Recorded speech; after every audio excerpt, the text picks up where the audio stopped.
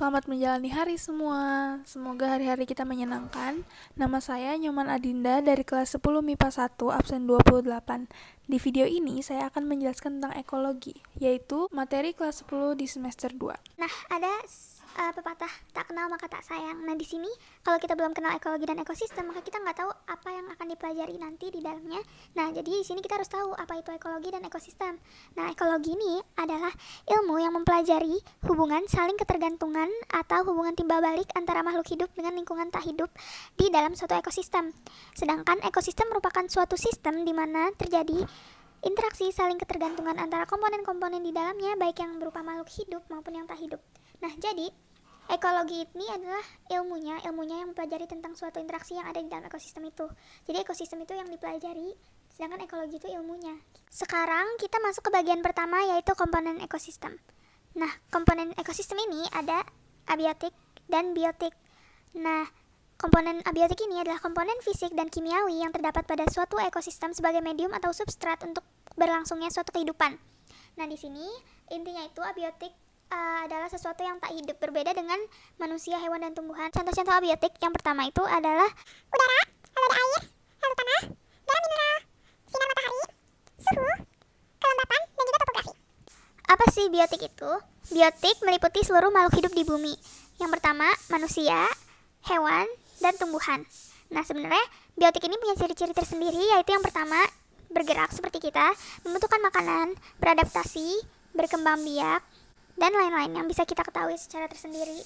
Komponen ekosistem ini dibagi menjadi autotrof dan heterotrof. Maksudnya komponen autotrof ini ya adalah organisme uniseluler maupun multiseluler yang memiliki klorofil sehingga dapat melakukan proses fotosintesis.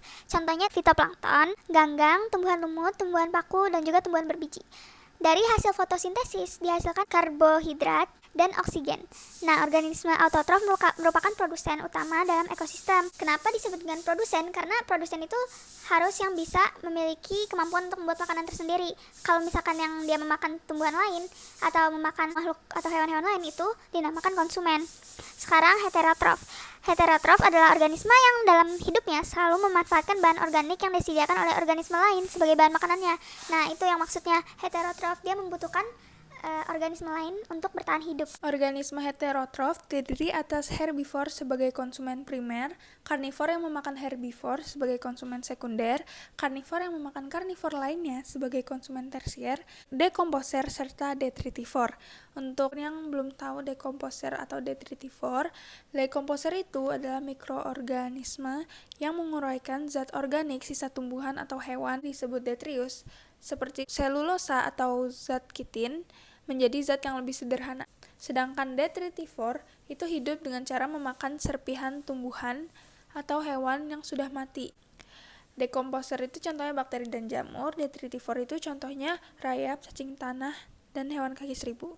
Bagian kedua, interaksi antar komponen ekosistem. Nah, interaksi-interaksinya yang pertama netralisme. Netralisme itu interaksi antara dua atau lebih spesies yang masing-masing tidak terpengaruh oleh adanya asosiasi. Kompetisi itu adalah ikatan persaingan. Nah, kompetisi dibagi menjadi dua, yaitu intraspesifik dan interspesifik. Nah, intraspesifik ini persaingan yang terjadi antara organisme atau individu-individu dari spesies yang sama. Contohnya, sama-sama kambing jantan berkelahi untuk mendapatkan kambing betina. Terus kompetisi interspesifik itu persaingan yang terjadi antara organisme atau individu yang berbeda spesies. Contohnya itu tanaman jagung dan rumput yang sama-sama tumbuh di ladang. Nah, maksudnya ini itu dia sama-sama tumbuh di ladang dan dia bersaing untuk mendapat nutrisi yang sama. Lalu ada komensalisme, yaitu interaksi antara dua atau lebih spesies yang salah satu pihak untung sedangkan pihak lain tidak terpengaruh. Contohnya itu tumbuhan paku dan anggrek yang hidup menempel pada pohon. Jadi mereka itu tidak merugikan si inangnya, tapi mereka diuntungkan karena mereka dapat tempat tinggal. Terus ada amensalisme. Amensalisme itu interaksi antara dua spesies atau lebih yang berakibat salah satu pihak dirugikan sedangkan pihak yang lain tidak terpengaruh oleh adanya asosiasi atau tidak berakibat apa-apa. Contoh amensalisme adalah Nerium oleander yang menghasilkan racun oleandrin yang mematikan bagi manusia, serta ganggang hidrodiktion dan Cnidesmus yang menghasilkan antibiotik yang dapat mematikan bakteri tertentu. Terus ada parasitisme, yaitu interaksi antara dua spesies atau lebih yang berakibat salah satu pihak dirugikan, yang lainnya diuntungkan. Contohnya, tumbuhan tali putri yang hidup menumpang pada tanaman lain. Nah, kalau yang tali putri ini beda sama anggrek sama paku, karena dia merampas nutrisi-nutrisi yang harusnya diterima oleh si inangnya. Lalu selanjutnya ada predasi. Predasi itu pemangsaan. Itu interaksi makan dan memakan antar organisme. Contohnya ular menjadi predator tikus karena ular memakan tikus. Lalu protokooperasi, yaitu interaksi antara dua spesies atau lebih yang masing-masing pihak memperoleh keuntungan, tetapi asosiasi yang terjadi tidak merupakan keharusan.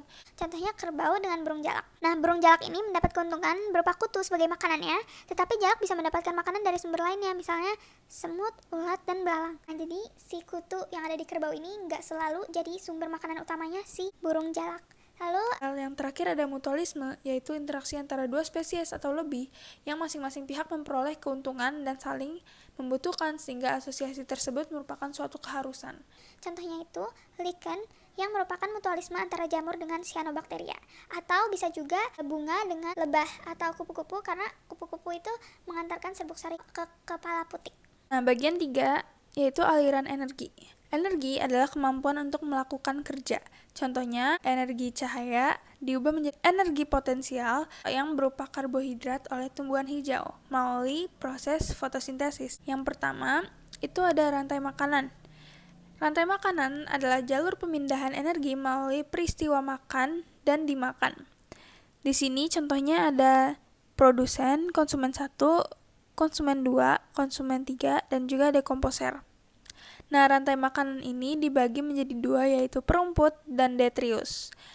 Kalau perumput itu dimulai dari organisme produsen tumbuhan hijau. Jadi produsennya itu tumbuhan hijau, sedangkan kalau detritus itu produsennya dimulai dari serpihan organisme yang sudah mati, berbeda dengan perumput yang masih hidup. Lalu selanjutnya, jaring-jaring makanan. Nah, jaring-jaring makanan merupakan gabungan dari beberapa rantai makanan. Di sini kita ada produsen, yaitu tumbuhan, tapi kita tahu bahwa tumbuhan itu nggak dimakan sama cuma satu konsumen, karena di sini hewan banyak, hewan herbivore juga banyak, ada rusa, ada sapi. Nah, itu semua disambungin dalam satu jaring-jaring makanan. Jadi jaring-jaring makanan adalah gabungan dari beberapa rantai makanan, dan untuk menjaga kestabilan itu tingkat ketinggiannya diatur dari kepadatan si rantai makanan ini untuk menjaga kestabilan ekosistem. Yang keempat ada piramida ekologi. Piramida ekologi ini adalah susunan tingkat trofik, yaitu tingkat nutrisi atau tingkat energi, secara berurutan menurut rantai makanan atau jaring-jaring makanan dalam ekosistem. Piramida ekologi ini berfungsi untuk menunjukkan perbandingan di antara tingkatan trofik yang satu dengan yang lainnya. Piramidanya ada sebagai berikut. Yang pertama, piramida jumlah. Nah, piramida jumlah ini adalah piramida yang menunjukkan jumlah organisme pada setiap tingkatan trofik. Contohnya di sini, konsumen 1 misalkan ada 1.770 dan sekian, lalu konsumen 2 800 ribuan, konsumen 3 ada 7, terus produsennya di sini ada 14 juta. Terus yang kedua ada piramida biomasa. Piramida ini menggambarkan berat atau massa kering total organisme hidup dari masing-masing tingkat trofiknya pada suatu ekosistem dalam kurun waktu tertentu. Sini ada contohnya biomasa. Lalu energi. Energi ini piramida yang menggambarkan terjadinya penurunan energi pada tiap tahap tingkatan trofik. Nah, di sini tuh ada produsen 10.000 kal, lalu konsumen primer 1.000 turun jadi 1.000 kal, lalu konsumen sekunder turun lagi menjadi 100 kal, lalu tersiernya 10 kal, jadi makin ke atas makin sedikit. Kita lanjut ke bagian kelima, yaitu produktivitas. Produktivitas adalah hasil aktivitas metabolisme organisme berupa pertumbuhan, penambahan, dan penimbunan biomasa dalam periode waktu tertentu. Nah, produktivitas ini dibagi lagi menjadi primer dan sekunder. Primernya dibagi lagi menjadi bersih dan kotor. Nah, produktivitas primer adalah kecepatan pengubahan energi radiasi matahari melalui aktivitas fotosintesis dan kemosintesis oleh produsen menjadi energi kimia dalam bentuk bahan organik. Produktivitas primer bersih adalah produktivitas primer kotor dikurangi respirasi, sedangkan produktivitas primer kotor adalah jumlah total materi organik atau karbon organik yang dihasilkan dalam proses fotosintesis. Nah, sekunder adalah kecepatan penyimpanan energi oleh organisme tingkat konsumen. Selanjutnya, kita masuk ke bagian keenam, yaitu daur biogeokimia. Daur ini adalah peredaran unsur-unsur kimia dari lingkungan melalui komponen biotik dan kembali lagi ke lingkungan. Yang pertama ada daur karbon. Unsur karbon terdapat di atmosfer dalam bentuk senyawa karbon organik, yaitu karbon dioksida. Senyawa anorganik karbon dioksida baik di darat maupun di air akan diubah oleh produsen menjadi senyawa karbon organik melalui proses fotosintesis disertai penyimpanan energi yang berasal dari radiasi cahaya matahari. Energi yang tersimpan di dalam tubuh produsen bersama dengan senyawa karbon organik disebut energi biokimia. Lalu yang kedua ada daur nitrogen. Daur nitrogen merupakan unsur yang penting dalam kehidupan, yaitu sebagai komponen pembentuk protein atau komponen penyusun asam nukleat DNA dan RNA. Jadi daur nitrogen ini penting karena dia sebagai pembentuk protein atau komponen penyusun nukleat DNA dan RNA. Selanjutnya ada daur air. Daur air berbeda dengan daur biogeokimia lain karena sebagian besar aliran air terjadi bukan melalui proses kimia, melainkan proses fisik. Saat terkena cahaya matahari, seluruh permukaan bumi yang mengandung air seperti laut, danau, pantai, dan lain-lain akan mengalami penguapan atau evaporasi. Lalu, makhluk hidup mengalami transpirasi, yaitu pengeluaran uap air melalui stomata. Nah, itu terjadi oleh tumbuhan-tumbuhan hijau. Lalu uap air akan naik ke lapisan atmosfer membentuk awan. Di sini, awan kemudian berpindah karena perbedaan suhu udara. Dia berpindah karena perbedaan suhu udara dibawa oleh angin. Saat terpapar udara dingin, awan akan kembali kondensasi menjadi tetes-tetes air dan jatuh ke permukaan bumi dalam bentuk hujan atau presipitasi di sini. Yang keempat ada daur fosfor. Fosfor di alam berasal dari pelapukan batuan mineral dan penguraian bahan organik, misalnya kotoran ternak atau hewan laut oleh dekomposer. Fosfor diserap oleh pertumbuhan dalam bentuk fosfat organik.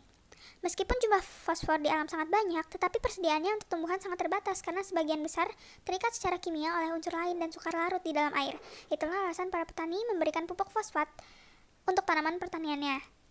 Pupuk fosfat dibuat dari bahan baku berupa batu-batuan fosfat yang tersedia di alam. Jadi, walaupun unsur fosfor itu banyak di alam, tapi terbatas karena fosfor ini umumnya berikatan dengan unsur-unsur lain.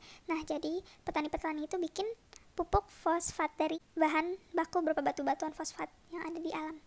Lalu yang kelima ada daur belerang atau sulfur. Belerang terdapat di atmosfer dalam bentuk sulfur dioksida atau SO2 yang berasal dari aktivitas vulkanis, misalnya gunung berapi, pembakaran bahan bakar fosil, asap kendaraan bermotor, dan asap pabrik. Belerang juga terdapat dalam bentuk hidrogen sulfida atau H2S yang dilepas dari proses pembusukan bahan organik di dalam tanah dan air yang dilakukan oleh bakteri dan jamur pengurai. Selanjutnya kita masuk ke bagian 7, yaitu dinamika komunitas. Nah, komunitas adalah kumpulan dari berbagai populasi yang saling berinteraksi di dalam suatu ekosistem. Komunitas ini bersifat saling berinteraksi sehingga menghasilkan perubahan. Ada dua perubahan di sini, yaitu perubahan siklis dan perubahan non-siklis. Kalau perubahan siklis terjadi pada periode tertentu tetapi mudah kembali ke keadaan yang hampir sama dengan keadaan sebelumnya. Contohnya, perubahan komunitas selama musim kemarau dan musim penghujan. Nah, di musim penghujan ini kan jumlah serangga dan katak lebih banyak daripada saat musim kemarau, karena penghujan ini lebih lembab. Lalu ada perubahan non-siklis, yaitu terjadi secara drastis dengan kondisi komunitas cenderung berubah secara permanen. Kita masih di bagian ketujuh, yaitu dinamika komunitas, tetapi ini salah nulis, mohon maaf. Kita masuk ke suksesi. Suksesi adalah proses perubahan komunitas yang berlangsung secara lambat dan teratur dalam waktu yang lama, menuju ke satu arah hingga terbentuk komunitas yang lebih kompleks. Di sini ada dua suksesi, yaitu suksesi primer dan suksesi sekunder. Kalau primer berarti awalnya tidak bervegetasi, terus mengalami gangguan berat, jadinya komunitas asalnya hilang secara total. Jadi nggak ada lagi kehidupan di sana. Lalu suksesi sekunder itu dia vegetasi sempurna, lalu mengalami kerusakan tetapi tidak sampai menghilangkan komunitas asalnya secara total. Kalau suksesi primer itu vegetasi dan bakal kehidupan lainnya berasal dari luar habitat asli. Nah, kalau suksesi sekunder Dia vegetasi dan bakal kehidupan lainnya berasal dari habitatnya sendiri, tapi sebagian juga berasal dari luar. Seperti itu. Di sini saya harus menutup videonya. Terima kasih bagi semua yang telah mendengarkan dan menonton. Semoga ilmu yang saya sampaikan bermanfaat bagi kita semua. Dan semoga hari-hari kita bisa menjadi lebih baik dari sebelumnya. Terima kasih Ibu Evi atas ilmu-ilmu yang sudah Ibu berikan. Saya pamit, mohon maaf bila ada kesalahan. Semoga hari-harinya menyenangkan. Dadah.